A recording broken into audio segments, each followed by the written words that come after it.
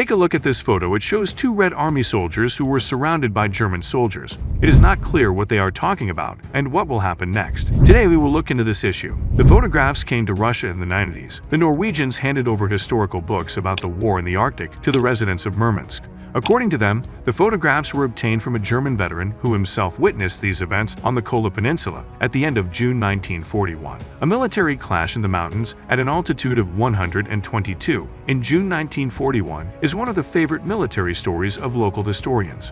The goal of the Wehrmacht on the northern front was to capture the ice-free port of Murmansk and the strategic Murmansk-Leningrad Railway. Due to fierce Russian resistance, the war in the north took on a protracted character and continued until the surrender of Finland in 1944. The height 122 was in the way of the German troops' offensive on Murmansk. From afar, the Germans saw movement on the ridge and sent a reconnaissance group to clarify the situation. When the scouts reached the mountain ridge, there were explosions of hand grenades and machine gun volleys. Realizing that the reconnaissance group was ambushed, the Germans immediately attacked the height. A heavy hand-to-hand battle ensued with the defenders of Murmansk, among whom, presumably, was the soldier Sergei Korolkov. At night, mountain riflemen stormed the height. The resistance of the Red Army was fierce. In that battle, a company of Rangers, under the command of Lieutenant Rode, lost a lot of people. At 6 in the morning, the Germans broke the resistance and took the height. Here is the beginning of the tragic plot with the shooting of Russian soldiers. In Hans Ruff's book, Soviet fighters are described as barbarians and cowards who fight not according to military laws. Ruff claims that the Russians ruthlessly destroyed the prisoners, finishing off the survivors. German officers, according to Ruff, were seized with deep indignation. They staged a demonstrative execution of Soviet prisoners, presenting it as an act of revenge. Every step of the execution is carefully recorded in the photo: the capture of Korolkov and his comrade, interrogation, preparation for execution, the bodies of the dead on the stones. Such a story appears in Ruff's book. Judging by the memoirs and photographs, the prisoners knew that there would be no mercy for them, but they held themselves courageously, both in their posture and in their gaze. The Russians understood perfectly well why they would be shot, recalled a veteran of the German Mountain Rifle Corps. After execution, our commander sent all the recordings and film to the headquarters. Until today, no one knew either the place of events or the names of the dead Red Army soldiers. However, the Murmansk search squad found the bodies of Soviet prisoners of war, those whose famous pictures were published in books and albums dedicated to the Second World War. In one of the summers, a group of Russian historians reconstruct the events of 1941 in the Arctic, repeating the route of the 2nd Mountain Division of the Wehrmacht to the Tatarka River. The group, in full uniform of the Great Patriotic War, walked 80 kilometers, and on the last day of the journey found itself at the supposed place of execution of Soviet prisoners of war. We have been studying the plot from German photos for a long time and assumed that it unfolded in our north. We calculated the approximate search area, and within the help of the local history expedition, Tatovsky Route, we tried to establish the place of death of the fighters from the photos, says Dmitry Dulich, a military historian and local historian from Murmansk, who had been searching for the place of execution for several years. On the last day of the expedition, the group came to a clearing surrounded by stones of recognizable shape. The reconciliation of the landscape with photographs left no doubt that it was here that Soviet soldiers were shot 72 years ago. Murmansk search squad Alexander Porochakov and Nikolai Grishchenko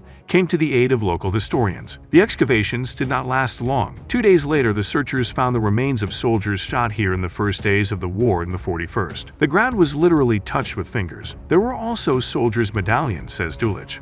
The fact that the execution of the fighters is recorded in the photo and preserved in the archives makes the finding of the Murmansk search squad unique. Indeed, it is very rare that fieldwork is correlated with archival documents. We can assume that a separate military episode, the story of two human destinies, has now been completed, Dmitry Dulich believes. Geographically, the place from the photos is located in the foothills of the Mustatunchari Ridge at an altitude of 122. The same relief of the clearing with small growth, the same arrangement and shape of the stones as in the photo 72 years ago. Time has erased the traces of the tragedy, but the rocky landscape has remained unchanged. After the discovery of the remains of the soldiers, Murmansk search squad deciphered the medallion of one of them and began searching for relatives of Private Sergei Korolkov. In 1946, Korolkov's wife applied to the commissariat of the Dzerzhinsky district, looking for her husband. At that time, she was living with her sister and raising a 6-year-old daughter. In the military enlistment office, Ekaterina Korolkova was told that her husband was missing. From the soldier's medallion and the archives found, it is known that Korolkov was born in 1912, lived on the territory of the present Tver region. In the pre-war 40th year, Kurolkov had a daughter.